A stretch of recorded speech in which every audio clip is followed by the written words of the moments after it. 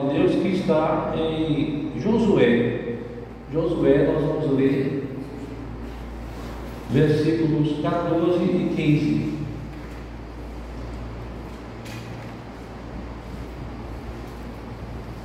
Eu gostaria de fazer essa leitura em uníssono. Josué capítulo 24, versículos 14 e 15.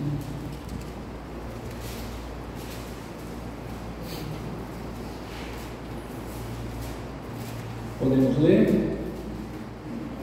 Amém? Amém. Juntos. Agora, pois, temei ao Senhor e servi-o com integridade e com fidelidade. Deitai fora os deuses aos quais seguiram vossos pais da além do Eufrates e do Egito, e servi ao Senhor.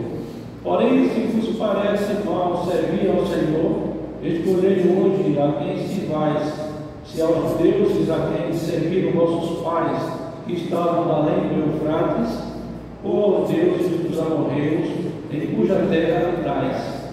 Eu e a minha casa serviremos ao Senhor. Senhor, nós estamos diante da Tua palavra nesta manhã, Senhor, e queremos agradecer ao Senhor pela oportunidade de podermos ministrar nesta comunidade. Que o Senhor prepare o nosso coração, que o Senhor ilumine a nossa mente, que possamos compreender aquilo que Tu queres falar conosco nesta manhã a respeito de um assunto tão importante que é a família, especialmente do testemunho que a família deve dar na sociedade em que vivemos, uma sociedade que muitas vezes tem vivido completamente contrário à palavra do Senhor. Pedimos a direção do Senhor em tudo que vamos falar, que tudo seja feito para a Tua honra, Tua glória e o Teu louvor. Em nome de Jesus. Amém. Amém. Essa passagem bíblica é muito conhecida, os irmãos já ouviram certamente várias palestras ou mensagens a respeito da família em cima desse texto. E quando nós olhamos, nós percebemos que Josué ele estava praticamente no final do seu ministério, né? E aí o que é que ele faz? Ele convoca o povo de Deus, os israelitas, a uma cidade chamada de cidade de Siquém, para ali poder expressar as suas últimas palavras.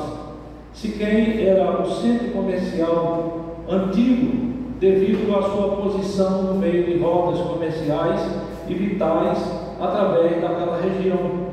Siquém foi o próprio lugar onde Deus tinha prometido, exatamente no lugar onde Deus havia feito a promessa pela primeira vez aos descendentes de Abraão, conforme está registrado em Gênesis 12, e foi o lugar onde os seus descendentes se reuniram depois de terem conquistado a terra prometida. Foi nessa cidade que Josué convocou os israelitas para ouvir as suas últimas palavras.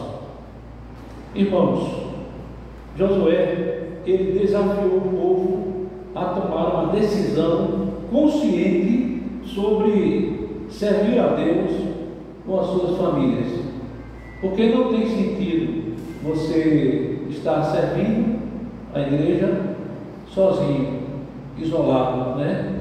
É importante que a família esteja junta com, todo pai, mãe, filhos, né? É claro que isso não deve ser, vamos dizer assim, obrigado. Ninguém deve obrigar ninguém a vir para a igreja, né? Porque a decisão ela é individual, é pessoal.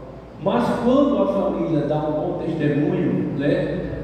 Os pais, os que são cristãos, certamente o restante da família vai poder também sentir o desejo. Aquele negócio de que a mulher sábia, ele fica no seu lar, né? A insensata a destrói. A mesma coisa o homem insensato, ele vai destruir o seu lar. Então, irmãos, Josué ele chamou o povo e deixou ali desafios, de que o povo, junto com a sua família, precisavam servir a Deus de maneira que pudesse agradar a Deus. E uma maneira de agradar a Deus é servir ao Senhor exatamente no seu temor, com integridade, com fidelidade e deixando outros deuses para trás, né? Porque os irmãos sabem que hoje a facilidade é muito grande para nós cristãos podermos nos envolver aí fora com outros deuses, se não estivermos conscientes daquilo ali e que devemos servir somente ao Senhor, né? Mas não, eu vou para a igreja, mas depois da igreja eu posso ir em tal lugar, tá? Aí você está quebrando essa intimidade, essa comunhão com o Senhor, porque de repente você está adorando a outros deuses. Eu até estava falando essa semana na igreja que eu fui convidado para participar do casamento do jogador Hulk. Os irmãos devem ter ouvido falar, né? Um jogador do Atlético Mineiro. E então eu fui com a minha digníssima noiva, a irmã Fátima, e cheguei lá. Eu fui porque parente dela e tal, né? Nas primeiras horas do casamento foi uma bênção, né? Ali o pastor ministrando, entende? E os louvores cristãos, né? Evangélicos. A pessoa que estava lá dirigindo o cântico era um cântico bem interessante. E aí o tempo foi correndo, sabe? Foi passando. Aí foi chegando 9 horas, 10 horas, aí veio aquela questão da comida, né? Aí daqui a pouco começou a sair cerveja, uísque. Eu digo, opa, o ambiente está começando a ficar carregado. E aí quando foi lá para as 11 horas, entrou um grupo de pagode. Eu digo, ih meu Deus, onde é que eu estou? Onde é que eu estou? Aí eu conversando com ela, disse, e aí minha filha, vamos embora que o negócio aqui está esquentando. Então veja bem, e a gente já estava começando a querer se balançar, porque o negócio estava, a batucada estava pesada. Eu digo, meu Deus, não é possível que eu vou adorar outro Deus, né? E aí a gente, ó, 11 horas a gente partiu. E aí o casamento ficou rolando lá até 5 horas da manhã, né? Então a gente precisa ter cuidado, porque às vezes você vai para um determinado lugar como esse, até no início, né? Está tudo muito bem, mas se você não perceber que você de repente está adorando outros deuses, aí você vai terminar se envolvendo. Então temos que evitar. Se puder não ir, é melhor não ir, porque senão de repente você pode dar ali um mau testemunho, né? Mas irmãos, quem foi Josué? Só para a gente contextualizar, Josué é o nome do líder de Israel que foi sucessor do profeta Moisés, filho de Nu, da tribo de Efraim. Josué foi um ajudante de Moisés durante o êxodo dos israelitas no Egito por 400 anos e depois mais 40 anos pelo deserto. Josué e Caleb foram os 2 espias que entraram na terra prometida. Na verdade, Moisés havia enviado 12, né, para olhar e espiar a terra prometida. 10 se assustaram e voltaram. E Josué e Caleb então entraram, né? Muito bem. Quando nós olhamos aqui no capítulo 23, capítulo anterior ao 24, e observamos o versículo 14, nós percebemos que Josué, de alguma forma, ele faz uma retrospectiva a respeito daquilo que o povo de Deus e as suas famílias haviam passado. E por isso que eles estavam naquela situação que precisavam renovar a aliança com o Senhor. Diz o texto, Josué 23:14, ele diz: eis que já hoje sigo pelo caminho de todos os da terra, e vós bem sabeis de todo o vosso coração, de toda a vossa alma, que nenhuma só da promessa caiu de todas as palavras que falou de vós o Senhor, vosso Deus. Todas vos sobrevieram e nenhuma delas falhou. Então Deus é um Deus abençoador, é um Deus que cuida do seu povo, e mesmo assim, né, a ingratidão do povo levou o povo a se desviar para adorar outros deuses. Quando chegamos no capítulo 24, no versículo 14 e 15, Josué vai dizer: agora pois, no verso 14, temei ao Senhor e servi com integridade e fidelidade, deitai fora os deuses aos quais serviram vossos pais da além do Eufrates, e no Egito servirem ao Senhor. No verso 15 ele diz: porém, se vos parece mal servir ao Senhor, escolhei hoje a quem servais, se aos deuses a quem serviram vossos pais, que estavam da além do Eufrates, ou aos deuses dos amorreus, em cuja terra habitais. Então Josué, ele usa aquela expressão conhecida por todos nós, quando ele diz: eu e a minha casa serviremos ao Senhor. Podemos repetir? Eu e a minha casa serviremos ao Senhor. Quando falamos em casa, na língua original grega, ou hebraica, casa quer dizer bait, que significa lar. Na língua original grega, então, a casa significa oikia, que quer dizer habitação e família. Nós vamos trabalhar com a ideia de família, né? Isso significa que nós temos uma família que pertence ao Senhor, e essa família precisa ser cuidada com carinho, com amor, com afeto, né? Precisa ser colocada no altar do Senhor todos os dias, porque se é de Deus, então Deus é quem vai cuidar dela. Mas nós, muitas vezes, como alguém que está à frente, como o dono, cabeça, né, junto com a esposa e os filhos, nós não podemos fugir da nossa responsabilidade de que temos que clamar ao Senhor pelas nossas famílias. O salmista, no Salmo 127, no versículo 1, ele vai dizer: se o Senhor não edificar a casa, em vão trabalham os que a edificam. Então, entenda a casa como família. Isso significa que se o Senhor não for o edificador, o arquiteto desta casa, da nossa família, tudo o que a família estiver fazendo será em vão, né? Eu conheço famílias por aí que têm posição social elevada, têm uma condição financeira muito boa, sabe? Pessoas, são famílias influentes, mas que não vivem bem.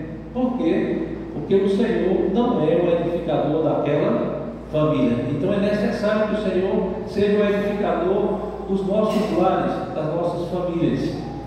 Por isso, Josué decidiu que a sua casa ou a sua família deveria ser do Senhor, e pertencendo ao Senhor, ele e a sua casa, ele diz que serviria ao Senhor.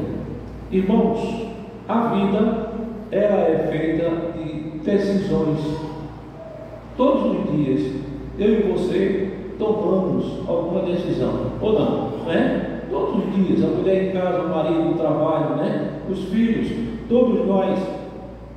E como a vida, ela é feita de decisões, especialmente quando essas decisões envolvem a vida espiritual, pessoal e também familiar. Na verdade, podemos lembrar aqui das decisões de algumas pessoas na Bíblia, né, especificamente no Novo Testamento, que depois que tomaram a decisão, elas viram a sua família no altar do Senhor. Podemos lembrar aqui de Zaqueu. É claro que a decisão de Zaqueu, ela não foi uma decisão isolada dele. Certamente Deus tinha um plano, um projeto, de que Jesus passaria ali na cidade de Jericó para poder alcançar o coração de Zaqueu e também a família de Zaqueu. Então, o que foi que aconteceu? Jesus disse para Zaqueu que ele falou para ele que ele descesse depressa da árvore, que ele estava, como ele era uma pessoa influente na época, né? Era um cobrador de impostos, então ele não era muito quisto pela sociedade. Aí ele, para ver Jesus, uma multidão andava com Jesus, ele subiu numa árvore, até porque ele tinha pouca estatura, e aí daquela árvore ele ficou olhando Jesus passar. Ele não percebeu que Jesus sabia que ele estava ali. Aí foi quando Jesus disse que ele precisava descer, porque Jesus queria visitar a casa de Zaqueu. E ali, na casa de Zaqueu, Jesus disse: hoje houve salvação nesta casa, pois que também este é o filho de Abraão. Entenda que a família, certamente de Zaqueu, nós entendemos que por ele ter sido salvo e estar em casa, nós entendemos que a família de Zaqueu também foi alcançada. Então a decisão dele ir com Jesus até a sua casa foi uma decisão acertada, porque o Senhor alcançou também a família de Zaqueu. Outro exemplo é o exemplo do carcereiro, quando Paulo e Silas estavam presos, né? E de repente eles cantavam louvores e oravam ao Senhor, e ali as portas da cadeia se abriram, e ao abrir, o carcereiro despertou e ficou preocupado, porque ele pensava que Paulo e Silas iam fugir junto com outros presos que tinha lá. E então Paulo ele chama a atenção do carcereiro de que ele não precisava se desesperar. Paulo bradou em alta voz dizendo: não te faça nenhum mal, que ele queria se suicidar, o carcereiro, com medo de uma punição futura. Então, diante daquela situação, o carcereiro levou Paulo e Silas para a sua casa. Na verdade, ele chamou primeiro fora e perguntou a Paulo e Silas, né? Ele perguntou: senhores, que devo fazer para que seja salvo? E a resposta de Paulo e Silas foi: crê no Senhor Jesus e serás salvo tu e a tua casa. Crê no Senhor Jesus e serás salvo tu e a tua família. E então diz o texto que Paulo e Silas, eles pregaram, né, a palavra de Deus a ele e a todos de sua casa. E a Bíblia vai dizer que o carcereiro e sua família se manifestaram neles, ficaram muito alegres, felizes por ter crido em Deus. Então ali a decisão do carcereiro de receber a palavra, de ouvir a palavra junto com a sua família, foi uma decisão acertada. É a decisão que todos deveriam fazer, mas nós sabemos que só irão fazer aqueles que são escolhidos ou eleitos do Senhor, não é? Irmãos, as decisões espirituais são importantes porque refletem os valores e crenças de uma pessoa ou de uma família e influenciam na sua relação com Deus, com outras pessoas e também consigo mesmo. A decisão de Josué foi também um exemplo a ser seguido pelo povo de Israel, o povo de Deus. E a decisão de Josué foi tão acertada que ele não quis a decisão para ele só, mas ele disse: eu e a minha casa serviremos ao Senhor. Nós não devemos jamais estar satisfeitos em estar sozinhos na casa do Senhor. Nós temos que pensar: aonde está meu filho, meu marido, minha esposa, né? Um parente meu mais distante? Eu preciso ser missionário da minha casa para que eu possa levar a palavra de Deus e em breve ver a minha família toda na casa do Senhor, não é? Irmãos, é importante entender que uma decisão não deve ficar apenas na retórica ou nas palavras persuasivas. Uma decisão deve ser vivida e praticada porque assumiu aquele compromisso de obedecer àquela decisão. Quando Josué disse no versículo 14: agora pois, temei ao Senhor e servi com integridade e com fidelidade, e deitai fora os deuses aos quais serviram vossos pais da além do Eufrates e do Egito, e servi ao Senhor. Josué deixa claro alguns princípios desse versículo. Josué deixa muito claro que o povo deveria seguir a orientação do Senhor, mas que eles deveriam seguir exatamente observando aquelas 4 condições. Essa é a condição de nós estarmos com a nossa família dentro da vontade de Deus e agradando ao Senhor, né? Na verdade, testemunhar é tudo o que o povo de Deus, a família cristã, deve fazer em nossa sociedade. Como a nossa sociedade está aí, principalmente por estarmos vivendo numa sociedade em que grande parte, ou boa parte, está vivendo sobre o manto do pecado, né?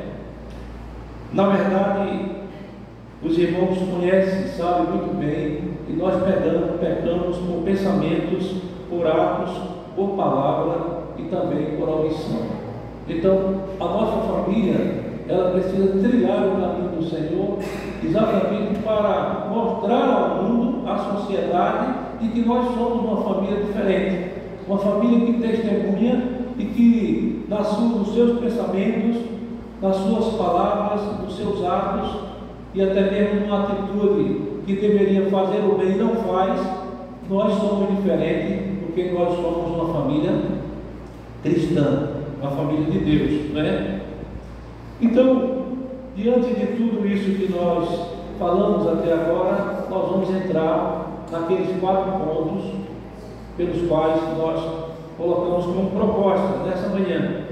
E o tema, como está lá, a importância do testemunho da família, na família cristã, na sociedade. E os irmãos sabem, nós somos, né? Nós somos pessoas que trabalham, estudam, vivem com os vizinhos, vivemos também com as pessoas incrédulas e não cristãs, né? Então veja a responsabilidade que nós temos como família de Deus para testemunhar diante dessas pessoas, dessas famílias. E diante de uma sociedade como esta, nossas famílias precisam dar bom testemunho do Evangelho do Senhor Jesus Cristo. Sendo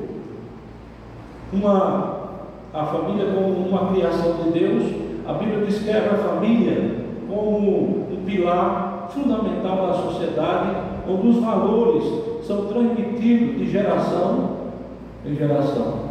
A sua família está na igreja, está servindo ao Senhor, então a tendência é que os seus netos, seus bisnetos possam também seguir esse caminho.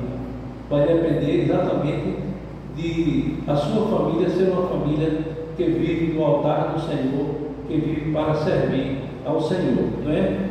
Quando falamos em família, irmãos, entendemos que a família é um projeto de Deus e é a base da sociedade da qual os demais grupos se derivam.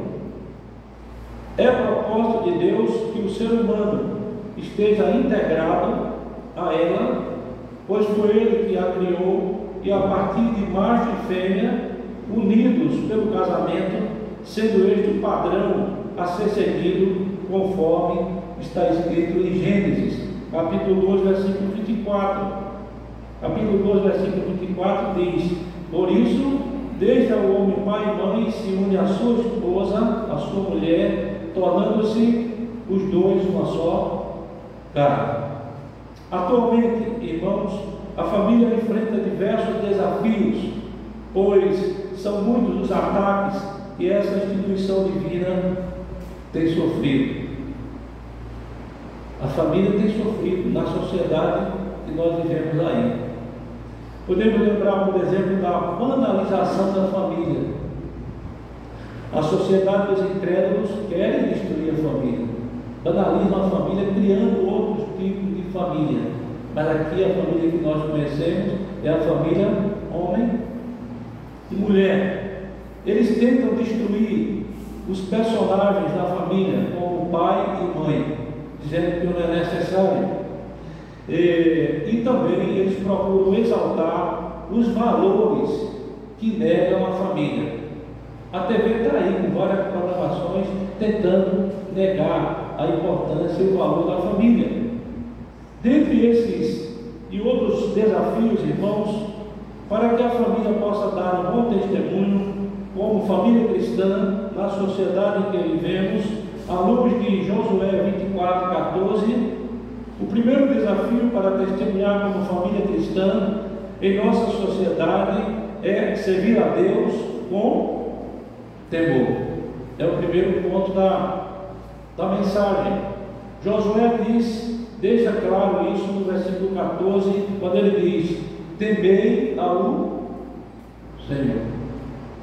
A família precisa viver no temor do Senhor.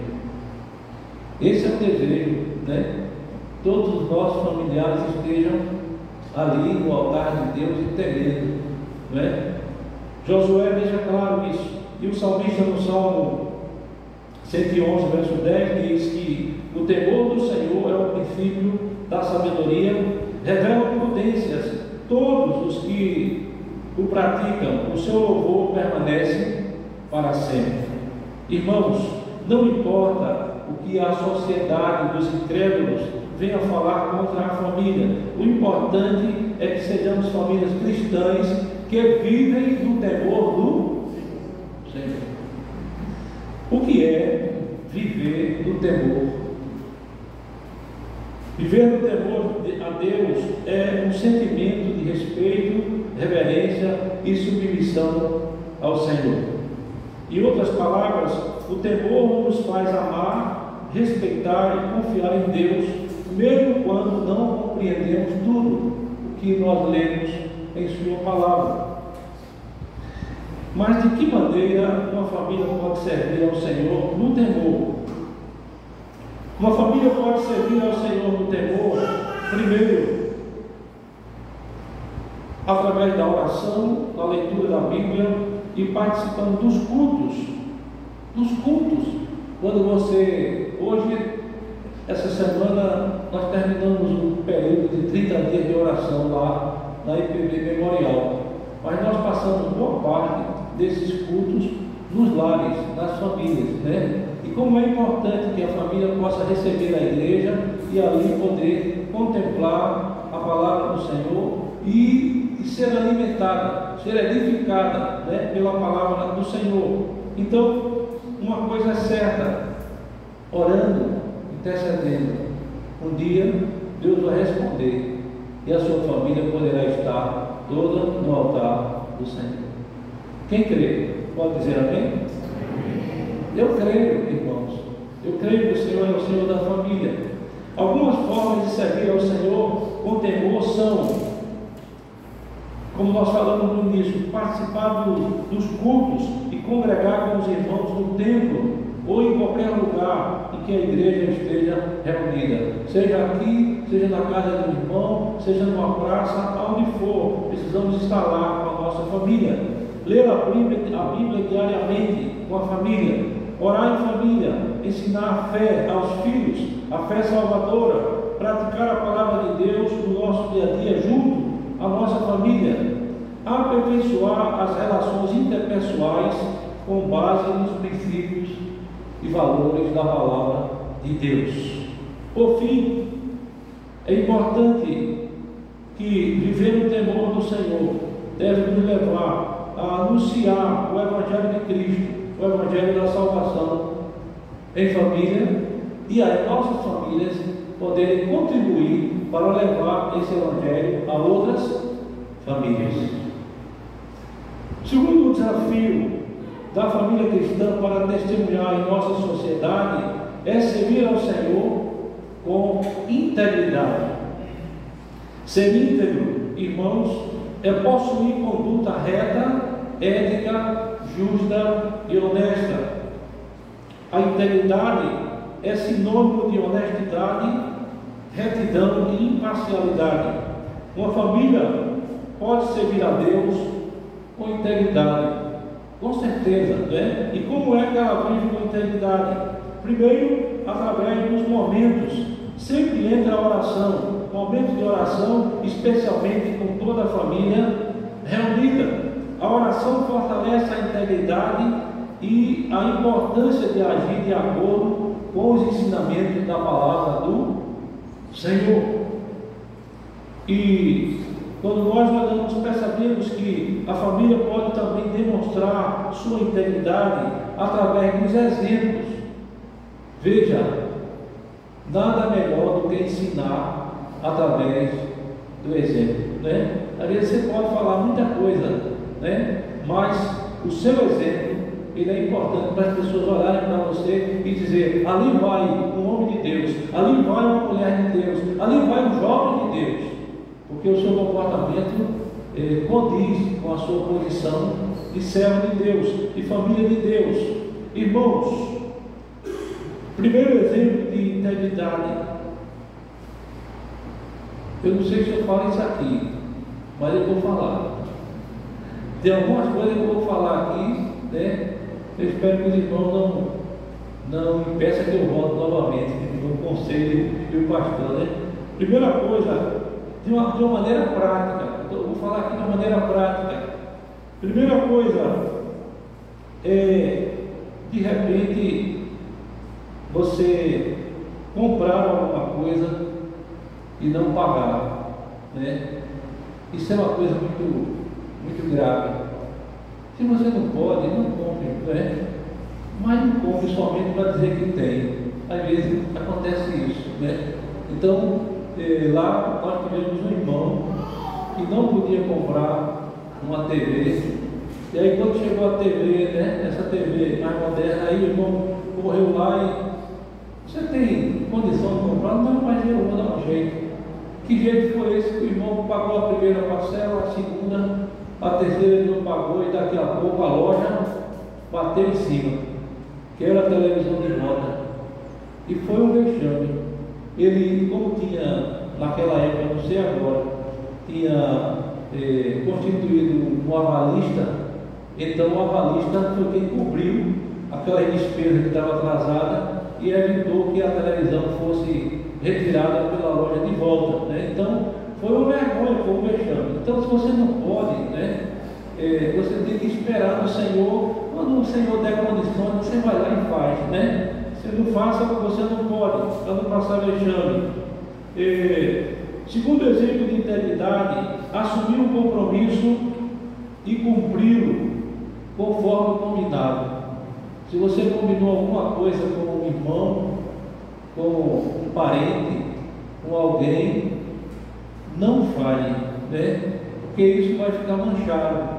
Isso vai mostrar que você não é uma pessoa íntegra, de que você cumpre aquilo que você assumiu, né? Então é importante que as nossas palavras, né? Antigamente, não sei se os irmãos se lembram, eu digo antigamente, eu também já sou de idade acima de 60, mas até mesmo o camarada, ele dava uma palavra, ele tirava o fio do bigode e a garantia é que ele ia cumprir, pelo fio do bigode que ele tirou, que ele ia cumprir aquilo que ele prometeu, entende? Então é importante que a gente assuma nosso compromisso. E aqui liga-se de passagem de maneira especial na igreja, né? A igreja está fazendo um evento, aí eu me comprometi de estar lá, né? E não precisa nem dizer que vai, já é uma obrigação nossa como cristãos estar participando dos trabalhos da igreja. Então às vezes você diz: eu vou, e não vai, e fica lá ocupado com outras coisas, né? Temos que ter muito cuidado com isso.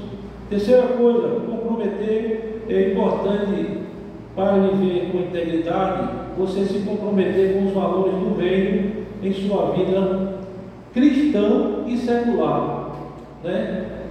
Seja na igreja, seja no trabalho, na escola, na vizinhança, dentro da própria família. Precisamos ser íntegros exatamente nesses lugares, porque nós estamos sendo observados pelo radar do Senhor. O Senhor está olhando para nós em todo lugar, e as pessoas que nos conhecem estão de olho em nós também. Pessoas descrentes. Ó, um dia desse eu fui num shopping lá em Recife, eu sou de lá, e de repente, quando cheguei lá, aí quando eu entrei na praça da alimentação, vi o irmão, estava lá e tinha um copo com um líquido amarelo, espumado. Eu digo, isso aí é cerveja, não é possível. Aí, e tinha uma garrafa do lado, e a esposa dele do outro. Eu disse, meu Deus, e agora, né? Aí fiquei por ali, querendo disfarçar. Aí, veja bem, meu pensamento é que aquilo ali era uma bebida alcoólica, né? Aí daqui a pouco chegou um amigo dele, um amigo que não era cristão, que estava sentado na mesa com ele e estava bebendo, né? Aí eu pensei que fosse ele, mas não era um amigo. Então veja, até isso, a aparência, né? Aquele negócio que devemos fugir da aparência do mal, né?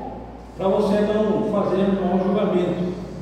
Outros exemplos de integridade que devem ser testemunhados pela família cristã em nossa sociedade é ser verdadeiro nas interações. Não minta, não invente história, fale o que é verdade, né? Não fique com arrudeio, fazendo cerco. Não pode. É desse jeito, né? É água, né? Outra coisa, uma pessoa íntegra, ela evita estar com fofocas e calúnia, né? Uma pessoa que tem integridade não vai ficar comentando. Se você viu alguma coisa errada, se puder ir lá falar com a pessoa, fale, converse com ela, tente levantar aquela pessoa e tirar ela daquela situação. Ou no mínimo você ore, interceda por ela. Mas não veja uma coisa dessa, né? E aí tem outra história dessa que o irmão foi para o interior, e do interior muito seco, né? Ele estava com muita sede, e de repente ele foi lá e pediu uma água, não tinha água, só tinha refrigerante, e ele foi e pediu refrigerante, e ali ia passando alguém da igreja, lá do Recife. Aí quando viu de longe, já disse, ele está misturando as coisas aí, está adorando outros deuses. E ligou para a igreja dizendo, ó, encontrei um irmão aqui, estava enchendo a cara, e não era. Era exatamente o refrigerante, né? Que é parecido, né? O Guaraná parece que é parecido. Então, quando o irmão chegou de volta, a gente não fez nada com ele, senão conversar com ele primeiro, para poder não ir na conversa do fofoqueiro, né? Aí ele disse, não, a gente estava tomando refrigerante, né? E aí? Então a gente precisa ter muito cuidado com a aparência do mal, não é? Mas veja lá, a pessoa, a família que anda em integridade, ela toma decisões alinhadas com os princípios da palavra de Deus. Também ela deve conduzir seus negócios de forma transparente e ética, não é? Para fazer um negócio, faça com, né, um documento, faça tudo registrado, que de repente pode bater ali a Receita Federal e você. Foi o irmão contando lá na igreja que em São Paulo ele tinha um comércio, né, comércio de instrumento musical, e ali ele recebeu a visita de um vendedor de instrumentos e disse, olha, eu tenho uns instrumentos aí baratos, olha, primeira, né? E ele disse, ótimo, agora só tem uma coisa, só não tem nota.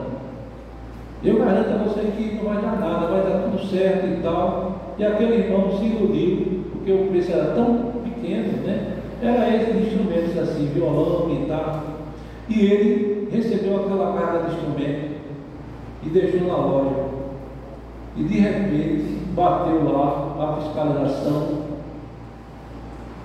e pediu a nota. Cadê a nota? Né?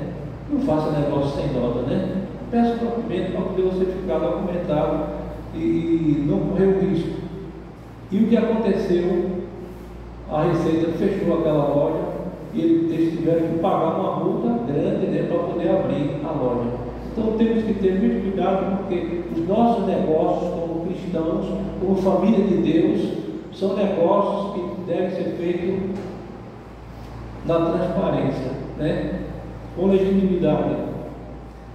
Também, viver em integridade com a família é também ser confiável nos relacionamentos pessoais, é amar, respeitar e ter empatia com outras pessoas. Empatia significa se colocar no lugar do outro, tratar os outros com dignidade e consideração, ouvir as pessoas atentamente, agir com compaixão. Assim deve ser uma vida de uma família que vive em integridade, né? Josué deu o exemplo de alguém que se comprometeu diante de Deus e do povo e cumpriu o compromisso de servir ao Senhor com a sua família e orientou o povo a servir a Deus também com a sua família em integridade. Transparência, tranquilo. Se você está vivendo a sua vida com integridade, você pode ir para onde for, até para o Japão, né? Eu me lembro que um tempo desse eu fui, faz muitos anos, sabe? Mais de 40 anos. Eu fui a serviço da empresa fui à Austrália, a serviço da empresa. E aí, meus irmãos, vocês sabem que a viagem para lá é de 10 horas, até mais do que 10 horas. Então a gente fez uma escala na Argentina e ali o avião foi abastecido, né, combustível, e de lá foram 10 horas para chegar na Austrália. E o avião ele vai a 10 mil pés de altura. E nessas 10 horas a gente pega um cochilo lá no avião, tal, né? Dá uma cochilada e tal, para chegar e não ficar muito ansioso. E ali tem aquelas aeromoças, eu não sei se tem mais hoje, que servem, né, um cafezinho, servem um suco e tal. E também naquela época servia bebidas alcoólicas. E então o pessoal pediu para mim que trouxesse uma dose de uísque. Poxa, mas logo mesmo não é possível. Não, rapaz, não se preocupe não, porque aqui você está distante do pastor lá, ninguém sabe de nada. Eu disse, é engano seu, eu estou mais perto do céu, né? Mais perto do Senhor. E aí eles pegaram o copo e botaram na minha frente e bateram a foto, para poder me inclinar, né? Eu disse, não, eu quero um copo de suco de laranja, né? Aí eu fico satisfeito. Então veja, a provocação que é, e que a gente precisa ter muito cuidado, porque é uma provocação para poder tirar a sua integridade, né? Como um cristão, como um servo de Deus. Então, como família de Deus, precisamos ser íntegros em todos os lugares. Ah, não, eu estou aqui, não tem ninguém, o pastor não está, então dá para, sabe, dar uma trapaceada. Não, é diante de Deus que você está. Não é a questão do pastor, nem de alguém que está acima de você, mas é a questão de que o Senhor está olhando tudo. Irmãos, o terceiro desafio da família cristã para testemunhar em nossa sociedade é servir ao Senhor com fidelidade, né? Não é uma questão de ser fiel apenas no dízimo e na oferta. A fidelidade vai muito mais além do que a gente possa imaginar, né? Servir a Deus com fidelidade tem as suas implicações. A primeira implicação é que servir com fidelidade implica, né, na fidelidade ter um compromisso de lealdade com o Senhor, honrando com amor e com dedicação. Você assumiu um compromisso na igreja, numa sociedade interna, para estar ali, né, comprometido em fazer a obra do Senhor, e de repente você não vai. É aquele irmão ou aquela irmã que está à frente, então não vou, só vou se tiver um pastor. Mas não é por aí, né? Porque a obra é do Senhor. Então não importa quem esteja aqui à frente, o que importa é quem estiver liderando precisa ser respeitado, precisa ser honrado, né? E assim nós estaremos cumprindo o nosso compromisso, que às vezes fazemos até um juramento de que Quando o pastor no final do ano ele ora aqui, coloca os irmãos aqui na frente e diz: Senhor, abençoa, que seja um ano de bênção e tal. E aí durante o ano, alguns irmãos vão começando a não cumprir a sua fidelidade naquela sociedade ou na obra do Senhor. Segundo, servir a Deus com fidelidade implica em entender que a fidelidade a Deus é um conceito central da vida cristã. Você, como cristão, como homem de Deus ou mulher de Deus, faz parte, é inerente, está dentro de nós, né, a vida de fidelidade. Em tudo que você for fazer, você deve fazer com fidelidade. A Bíblia ensina que Deus é fiel e espera que os seus seguidores retribuam essa fidelidade a Ele. A fidelidade de Deus é uma das características mais citadas na Bíblia. Deus é fiel à sua palavra e cumpre tudo que Ele prometeu. Algumas formas de servir a Deus com fidelidade são dedicar-se a servir a Deus de todo o nosso coração. Não é pelas circunstâncias, não é por alguém que está ali fazendo junto com você, mas é que você tem prazer.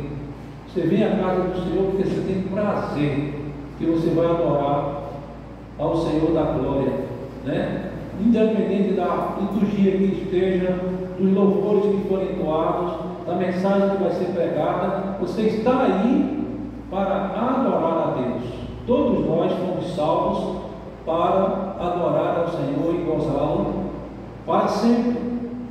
Outra coisa é viver em família com fidelidade, é envolver-se em atividades que glorifiquem a Deus e sirvam ao nosso próximo, ao nosso semelhante. É fazer tudo com gratidão e alegria, sem murmuração.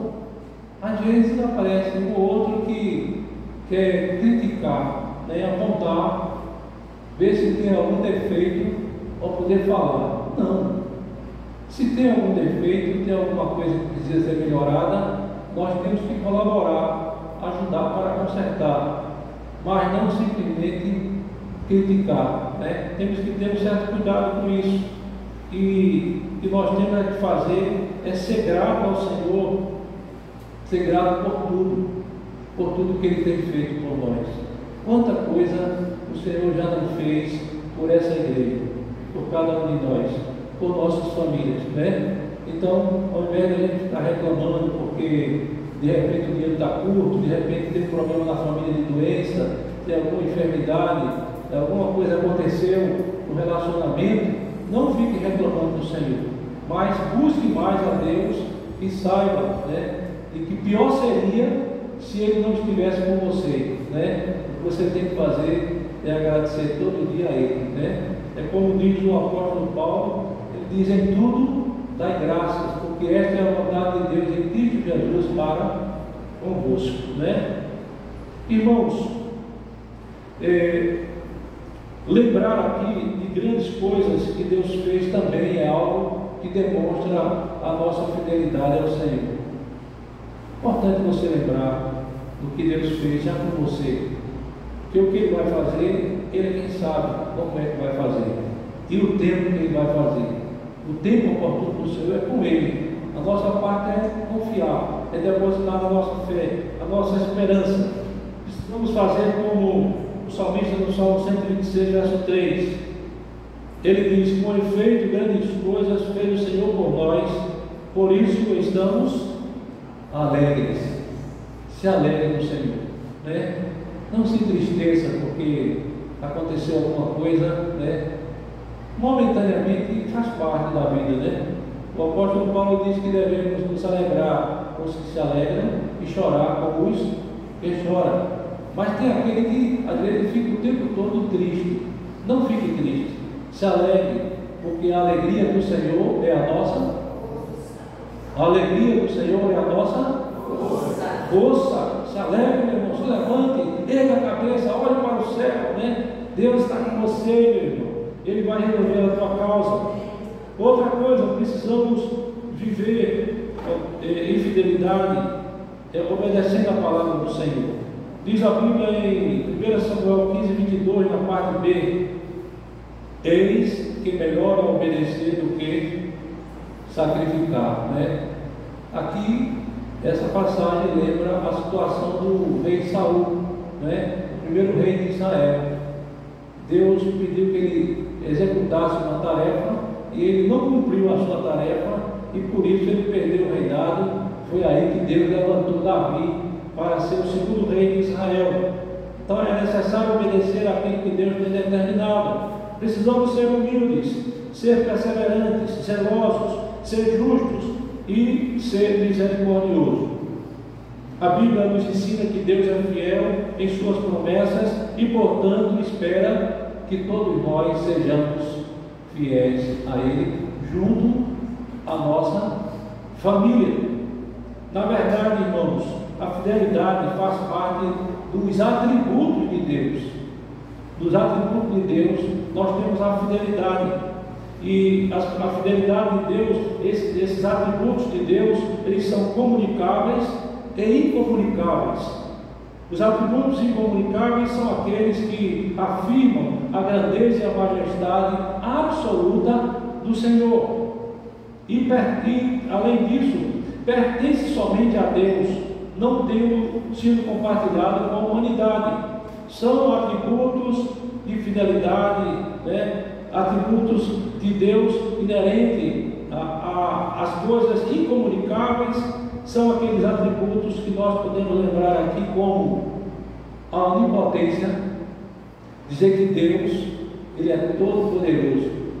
Para Ele não haverá impossíveis em todas as suas promessas. O que é que está impossível para o homem? Coloque na mão do Senhor, porque Ele é onipotente. Foi Ele que criou todas as coisas, e é Ele quem tem mantido todas as coisas, o universo e tudo que existe. Todos nós somos mantidos pela boa mão do Senhor. Ele é onipresente, e onipresente, Ele conhece o nosso interior. Ele sabe o que é que nós sentimos. Ele sabe quando nós, antes de abrirmos a boca, Ele já sabe o que nós vamos falar, né? Ele é também onipresente. Ele está em todos os lugares, contemplando bons e maus. Então, veja, nenhum de nós conseguimos nos esconder de Deus. Ele está vendo você aqui na igreja, na sua casa, no seu trabalho, em toda a sua caminhada. Por isso, a nossa fidelidade deve ser ao Senhor. Irmãos, Deus também, esse atributo incomunicável de Deus passa também pela imutabilidade e a eternidade de Deus.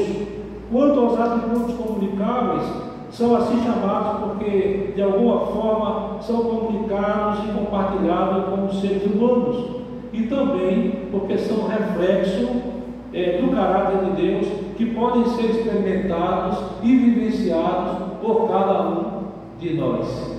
Esses são os comunicáveis. Alguns exemplos desses atributos comunicáveis: o amor que recebemos dele, a bondade, a misericórdia, a graça, a paciência, a sabedoria, a justiça. Portanto, meus amados irmãos, quando expressamos alguma dessas qualidades em nossa vida, estamos refletindo o caráter do Senhor. Estamos refletindo o caráter de Deus. É importante que a gente entenda isso. Estamos espelhando e refletindo a imagem e semelhança do Senhor. Se conseguimos, como família de Deus, ser justos, honestos, pacientes e santos, separados deste mundo, tudo devemos apenas ao Senhor, pois nada disso é inato. Não. Na verdade, não nascemos com essas qualidades. É o Senhor quem coloca em nós, por meio do Espírito Santo, a partir do momento em que nós nos convertemos, somos alcançados pela graça salvadora do Senhor. Aí ele começa a colocar as virtudes, né, em nós. Na verdade, irmãos, a fidelidade de Deus é uma característica que traz conforto aos fiéis, pois ele cumpre tudo o que prometeu. Enfim, a fidelidade de Deus é uma virtude que revela que ele é infalível e ele é confiável. Às vezes, não podemos confiar plenamente nas pessoas, mas em Deus podemos confiar plenamente, né? É importante a gente entender isso. Existe uma promessa de Deus para o seu povo, o povo que anda em fidelidade. Eu vou revelar essa promessa aqui. Ela está escrita, que os irmãos conhecem. Na revelação que o apóstolo João recebeu de Jesus lá na ilha de Patmos, né? O Senhor Jesus revelou à igreja de Esmirna, e João ele escreve em Apocalipse 2:10 o que é que Deus promete a quem for fiel a Ele. Ele diz, Apocalipse 2:10: não temas as coisas que tens de sofrer, eis que o diabo está para lançar em prisão alguns entre vós, para seres postos à prova, e tereis tribulação de 10 dias. Ser fiel até a morte, e dar-te-ei a coroa da vida. Irmãos, Esmirna era uma cidade famosa por seus jogos atléticos. A coroação era feita com louros da vitória, um troféu concedido ao campeão dos jogos. Se formos fiéis até o fim, receberemos o prêmio da vitória. Amém? Seja fiel, meu irmão, em tudo, em qualquer lugar, dentro ou fora da igreja. Seja fiel, porque aqueles que forem fiéis e perseverar até o fim, têm um lugar reservado na eternidade. Glória a Deus. Irmãos, temos o quarto e último desafio da família cristã para testemunhar em nossa sociedade e servir unicamente ao Senhor. Ou seja, deixar para trás os deuses que outrora o velho homem e a velha mulher serviam. Eu e você, antes de conhecer a Cristo, nós servíamos outros deuses, né? Agora nós pertencemos à família de Deus, e agora nós temos que ir por um outro caminho, né? Tem que deixar para trás os outros deuses. Em 2 Coríntios 5:17, o apóstolo Paulo vai dizer assim: se alguém está em Cristo, é nova criatura, as coisas antigas já passaram, eis que tudo se fizeram novas. Irmãos, hoje, como família cristã, como família de Deus, precisamos dar o nosso testemunho quanto à nossa crença em servir ao único Deus e Salvador Jesus Cristo. Nós temos conhecimento, né, das afrontas que o povo de Deus tem sofrido nas escolas, nas universidades, né, tentando inibir a fé dos cristãos que entram na universidade. Não é uma coisa generalizada, né? Tem universidade que trata tudo com parcimônia, mas tem universidade que alguns professores tentam desfazer a fé do cristão. Já pensou que coisa? Você vai para lá, né? E chega lá, eles começam a criar uma ideia diferente do que é o universo, do que é a criação. E aí a pessoa às vezes é jovem, né? Está na igreja há pouco tempo, termina se envolvendo com aquilo e daqui a pouco não quer nem ir mais para a igreja. Nós temos vários exemplos por aí de irmãos que depois que entraram na faculdade deixaram de chegar na igreja, de ir à igreja, porque se envolveram com aquelas, sabe, doutrinas não cristãs, de credos. Então temos que ter muito cuidado para vigiar e pedir a Deus: Senhor, nos ajuda, para que essas coisas aí não venham alcançar o nosso coração. Nós temos que ter essa certeza de que Deus está conosco e que nenhuma conversa por aí, por mais bonita que seja, por mais que a pessoa queira tentar comprar você, para você dizer, não, a minha fé é essa, eu defendo essa fé aonde quer que eu vá, aonde quer que eu estou, e não ficar exatamente de cabeça baixa. E foi um irmão lá na nossa classe, lá na Memorial, a mãe dele disse, pastor, e agora? Meu filho está na faculdade e ele está sendo bombardeado lá. Eu disse, olha, ele não deve bater de frente, mas ele deve deixar claro que a fé dele é aquela, e ele não vai negar a fé dele por causa de ideia desse ou daquele professor, né? Então, ele tem que firmar a fé dele e dizer, não, eu sou um crente, você diz assim, tudo bem, é a ideia sua, mas na minha concepção, dentro da minha fé que tenho no Senhor, eu não ando por esse caminho, meu caminho é esse aqui.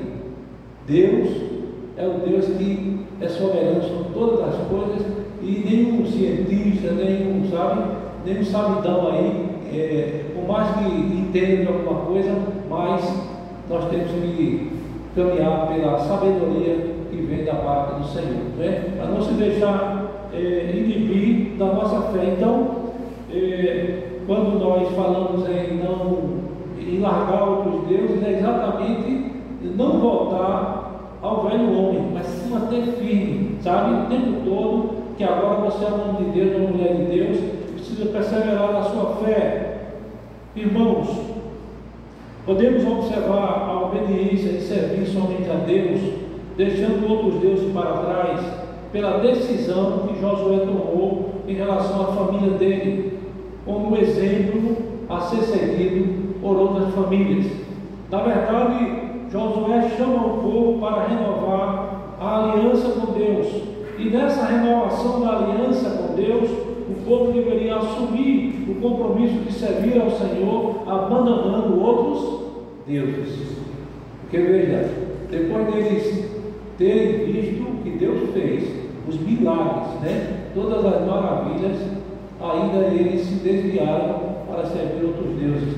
E Josué vem e chama todo mundo à responsabilidade, a família, o povo de Deus. Olha, vocês precisam largar esse negócio aí, vocês precisam seguir somente aquele que é o autor e consumador da nossa fé, é aquele todo-poderoso, aquele que está no comando de nossa vida.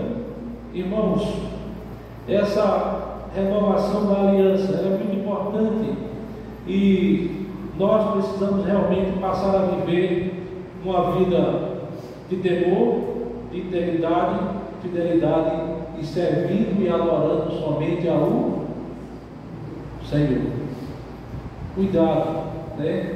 Eu já vi alguém dizendo assim, eu adoro isso aqui, eu adoro aquilo ali, eu adoro meu pastor, eu adoro somente a um. Ame, goste, né? Mas não diga eu adoro, que só há um que deve ser adorado em espírito e em verdade, né? Em espírito e em verdade. Irmãos queridos, Josué estabeleceu o exemplo em servir com temor, integridade, fidelidade, e ele influencia as famílias para fazer isso.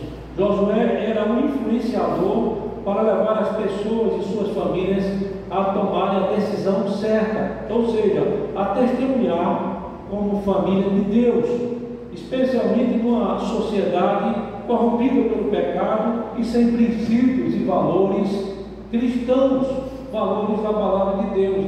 Veja a responsabilidade que nós temos aqui como família de Deus.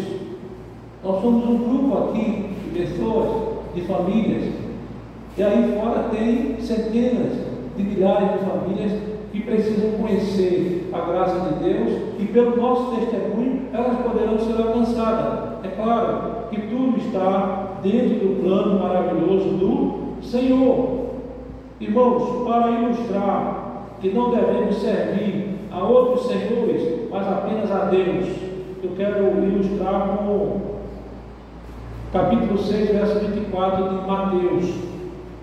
Jesus disse: ninguém pode servir a dois senhores, porque ou há de aborrecer-se de um e amar o outro, ou se devotará a um e desprezará o outro. Jesus falou isso, irmãos. Por que ele falou isso aos seus discípulos? Jesus falou isso porque um jovem rico perguntou a Jesus o que faria para herdar a vida eterna. O jovem rico fez essa pergunta e Jesus perguntou a ele se ele sabia dos mandamentos. E ele disse: sim, Senhor. E Jesus disse: uma coisa ainda te falta, vende tudo que tens, dá aos pobres e terás um tesouro nos céus. Depois vem e segue-me. E o jovem, ouvindo estas palavras, ficou triste, porque era riquíssimo. Na verdade, irmãos, o Deus daquele jovem era as riquezas, as posses que ele tinha. Josué estava consciente de quando ele disse ao povo que eles deveriam abandonar outros deuses, ele estava consciente de que não dá para você dividir a sua devoção, a sua adoração a outra coisa, tem que ser somente ao Senhor. É Ele que tem que ser exaltado em nosso meio. Josué, de fato, quando nós olhamos, fazendo uma análise mais detalhada de Mateus 6:24, entendemos que o Senhor, nosso Deus, descreve a si mesmo como um Deus zeloso. Deus, Ele não quer que a gente se junte com outros deuses. Ele é zeloso, Ele quer que eu e você sejamos unicamente dEle. Entendemos que o Senhor, de fato, Ele tem esse zelo por nós. Isso significa que Ele guarda o seu direito, de fato, de verdade. Ele é justamente ciumento de nossas afeições, porque fomos criados para conhecê-lo e para amá-lo. Ele não é ciumento por si mesmo, ele não precisa de nada. No entanto, ele tem ciúmes de nós, porque ele sabe que nós precisamos dele. Ele não precisa de nós, mas nós precisamos do Senhor, né? Por isso que ele tem ciúme. A gente não vai se envolver com outras coisas aí, porque é Ele quem tem tudo para nos dar. Irmãos, quando servimos a outro Senhor, a outros deuses, como o dinheiro, nós roubamos a nós mesmos de tudo que fomos criados para ser, e roubamos a Deus de sua adoração legítima. É só a Ele, né? Em outras palavras, a reivindicação de Jesus para nós, ela é exclusiva. Ele nos comprou com o seu próprio sangue e nos livrou do nosso antigo Senhor, que era o pecado. Na verdade, Jesus não divide o seu trono com ninguém, né? Durante o tempo que Jesus esteve aqui na terra, algumas pessoas o seguiram algum tempo, mas a sua devoção ela era superficial. Adore ao Senhor, tenha devoção ao Senhor, mas com toda a força da sua alma. Não venha para a igreja apenas para cumprir tabela. Venha porque você veio adorar a Deus. Enquanto você está adorando, Ele está derramando as bênçãos dele sobre a sua vida. O salmista vai dizer isso, né? No Salmo 133. Aqueles que caminhavam junto a Jesus, eles queriam algo de Jesus, mas sem nenhum compromisso. Outras coisas eram mais importantes para aquelas pessoas. Eles queriam servir a dois senhores. Como família de Deus, não dá para servir a dois senhores, sino somente ao Deus eterno. Precisamos fazer diferença neste mundo e testemunhar que a nossa adoração é exclusiva ao Senhor nosso Deus e Salvador Jesus Cristo. Ele nos salvou para a sua adoração, para gozá-lo para sempre. Na verdade, como família de Deus, servimos e adoramos somente ao Senhor. Quem faz isso pode dizer amém? Amém. Sirva somente a Ele. principalmente porque nós já abandonamos e deitamos fora outros deuses, como determinou Josué ao povo de Israel.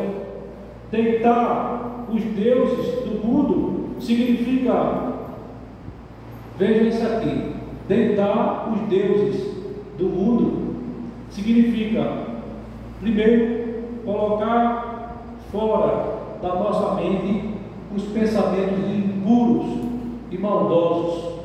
Segundo, significa tirar de nosso coração todo o sentimento de ódio, toda mágoa e todo ressentimento.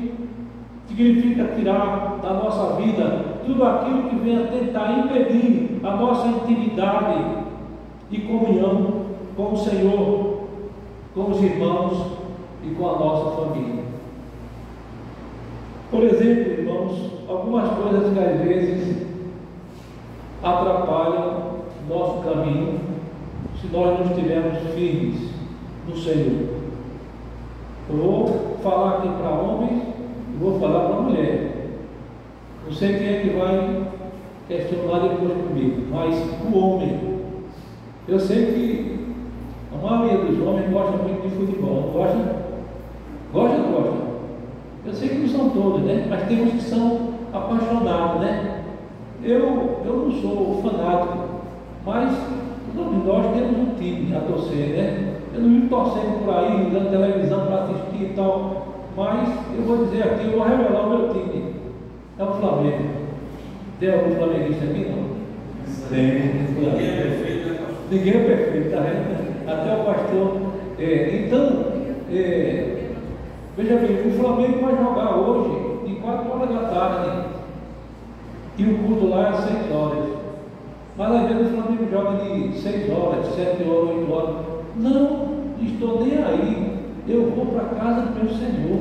Eu não quero nem saber que time vai jogar, se é a seleção e tal. Não. Então temos que ter cuidado, porque às vezes a televisão coloca o jogo exatamente na hora do culto. E aí os homens dizem, hoje eu não vou. Aí fica ali assistindo. Tem que ter cuidado. Agora para as mulheres. Cuidado com as novelas. Tem lugar por aí que está passando a novela. Não assista a novela naquele canal, mas eu assisto no outro. Não importa qual canal. O bom era que você não assistisse, né? Mas agora dizem que tem uma novela que passa os textos bíblicos, né? E tal. Aí isso até ajuda você a aprender. Mas se for na hora do culto, na hora de vir adorar a Deus, larga esse negócio para lá e venha embora adorar a Deus.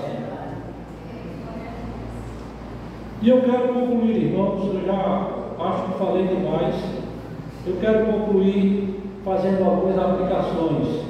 Primeiro, lembrar aos irmãos que a igreja ela é composta por família, né? A comunidade aqui é composta por famílias.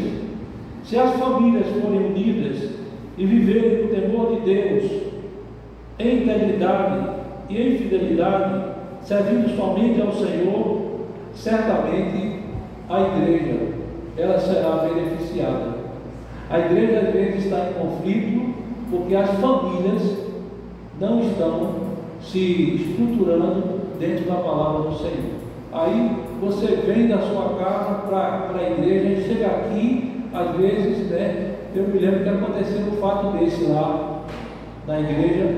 Eu cheguei e de repente, quando eu fui chegando na escola dominical, aí eu vi uma irmã falando áspero com a outra, né? E por que, não sei o que e tal. Aí eu olhei aquilo ali e disse, puxa, não é assim que a gente tem que tratar o irmão. Temos que tratar com amor, com carinho, com afeto, né? Se tem alguma coisa errada, aí eu fui investigar para ver, né? O delegado foi investigar, eu perguntei, por que eu por aí? Não, porque essa irmã aí está reclamando porque tem uma poeirinha aqui no banco, aí, mas rapaz, por causa disso, uma bobagem dessa, vocês se desentenderam. Não faça isso, né? Deixa aí que eu vou limpar esse negócio, vou pegar uma flanela e vou limpar. Brincadeira. Mas para dizer que não tem nada nesse mundo que deva interferir no nosso relacionamento entre irmãos e principalmente dentro da nossa família. Não deixe que uma coisa pode ser a coisa mais grave.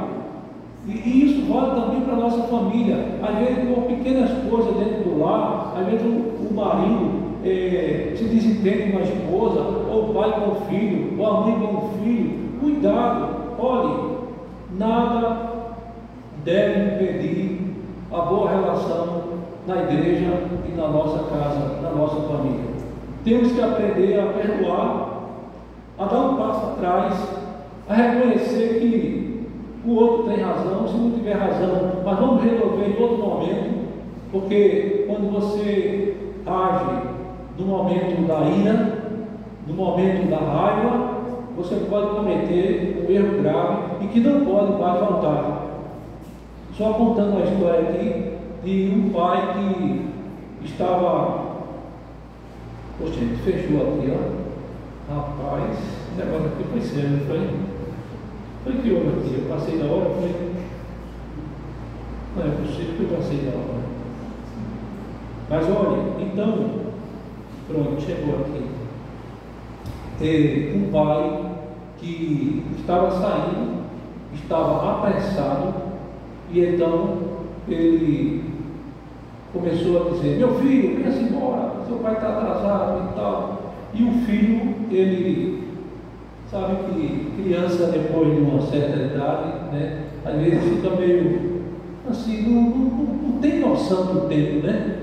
E aí a gente conhece algumas crianças assim, né? Que você diz: olha, vamos sair e tal hora. Aí a criança, olha tempo, né? Aí essa criança demorou, era uma criancinha de 4, 5 anos e que ia para a escola. E então o pai começou a se irritar.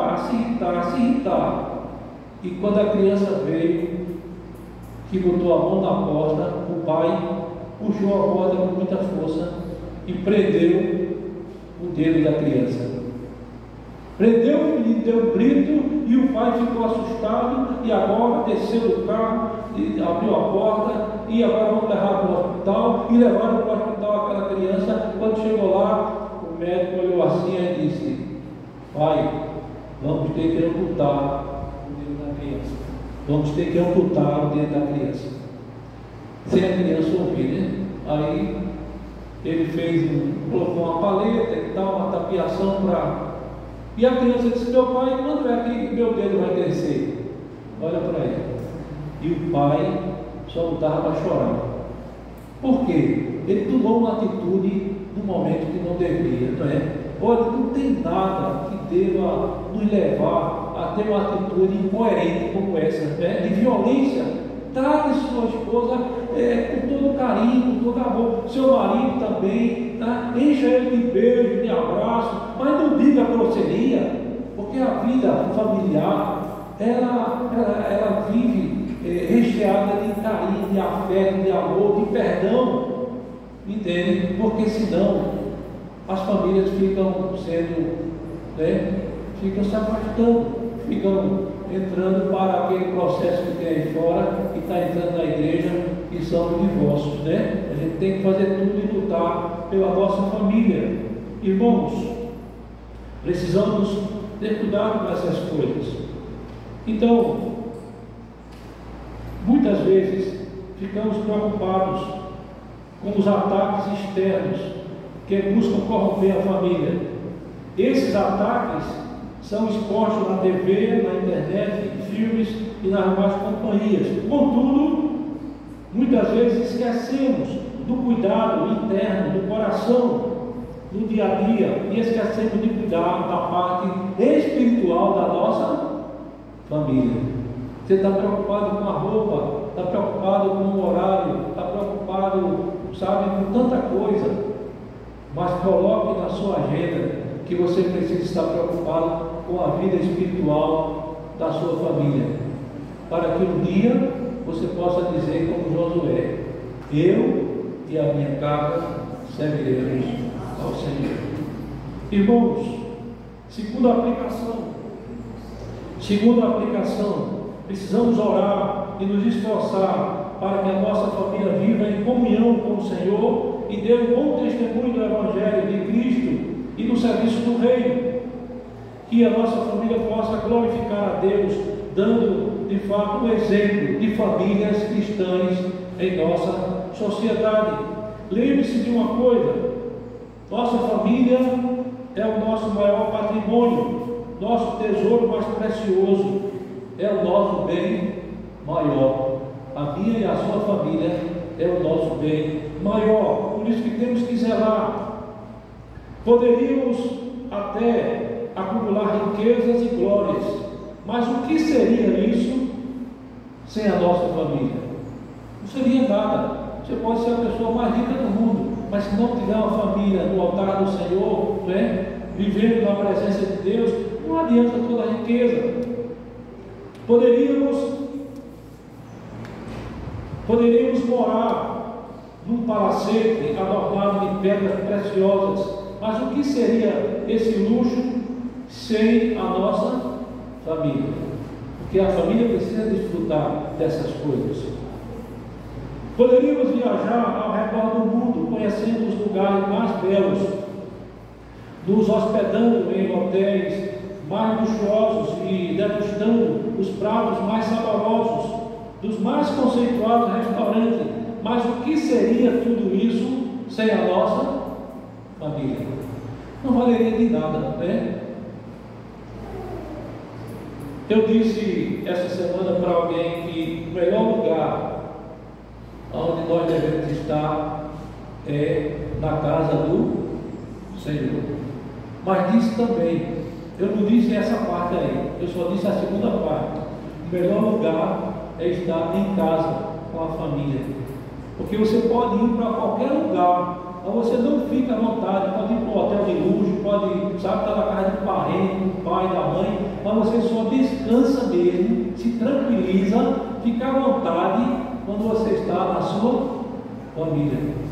Então, por isso, temos que preservar a família, temos que cuidar da família, temos que zelar pela nossa família. E eu finalizo dizendo que a família é um presente de Deus, nosso bem mais precioso, e que a nossa família seja um lugar de vida, onde brilhe a luz do Evangelho, onde floresça o fruto do Espírito, onde reine soberanamente o Senhor. E para que isto aconteça, precisamos viver em nossos lares, servindo no temor do Senhor, com integridade, com fidelidade, e adorando somente e unicamente ao Senhor nosso Deus. E possamos dizer como Josué: vamos repetir? Eu e a minha casa serviremos ao Senhor. E eu vou parafrasear colocando uma outra frase. Vamos lá junto? Eu e a minha família testemunharemos do Senhor em nossa sociedade. Eu e a minha família testemunharemos do Senhor em nossa sociedade. Amém, irmãos? Amém. Que Deus abençoe a sua igreja, presbiteriana aqui da comunidade Tambiá. Tambaí, né? Tambaí.